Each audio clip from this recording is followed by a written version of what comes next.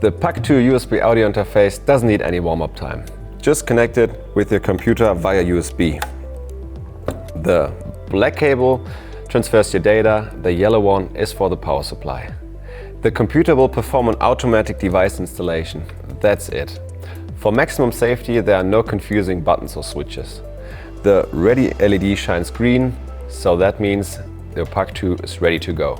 It's the same procedure for every PUC2 version. Only with PUC2 mid-layer, there's one more thing to do. You need to connect an external power supply, which comes with the interface. It's that easy to get premium audio quality with 192 kHz and 24-bit. We offer a special Linux firmware and ASIO and WME drivers for the full 192 kHz if you want to use it with Windows.